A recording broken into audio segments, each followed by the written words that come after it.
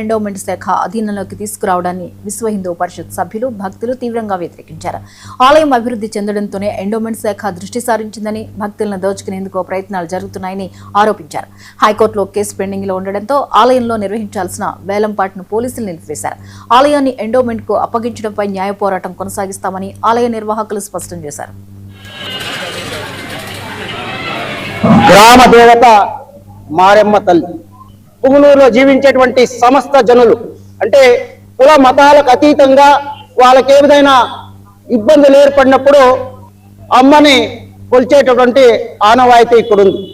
గత సంవత్సరము విజయవాడ పక్కన ఒక హైందవ శంకారావం అనే మహత్తర కార్యక్రమము నిర్వహించడం జరిగింది.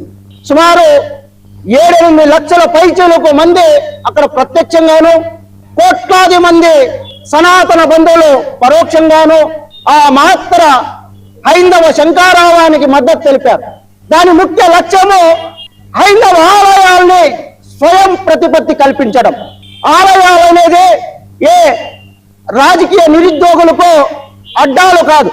ఆలయాలు అనేది ఆ గ్రామంలో ఉన్నటువంటి పెద్దలు, నైతిక విలువలు కలిగినటువంటి వ్యక్తులు, ఆధ్యాత్మిక చింతన కలిగి ఆ ఆలయాన్ని సంరక్షించగలిగినటువంటి స్థితిలో ఉన్నటువంటి వాళ్ళ చేతుల్లో ఉంటే ఆ ఆలయాలు దినదిన అభివృద్ధి చెందుతాయి. సో మారమ్మ మాయమ్మ ఈ గుడి మాదమ్మ ఖబర్దార్ ఖబర్దార్.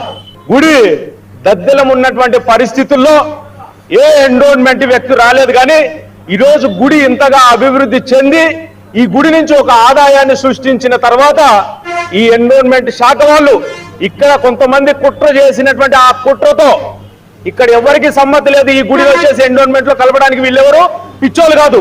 ఎవడో చేసినటువంటి కుట్రలకు ఎండోన్మెంట్ శాఖకు నోటీస్ పోయింది. దాని ద్వారా వాళ్ళు వచ్చేసి ఈ గుడిని ఆక్రమించుకోవాలని చూసినారు. దాని తర్వాత మేము వచ్చేసి ఇక్కడి నుంచి న్యాయ పోరాటం చేయడం జరిగింది. న్యాయ పోరాటంలో భాగంగా హైకోర్టు వాళ్ళు వచ్చేసి స్టేటస్ కో ఇచ్చారు.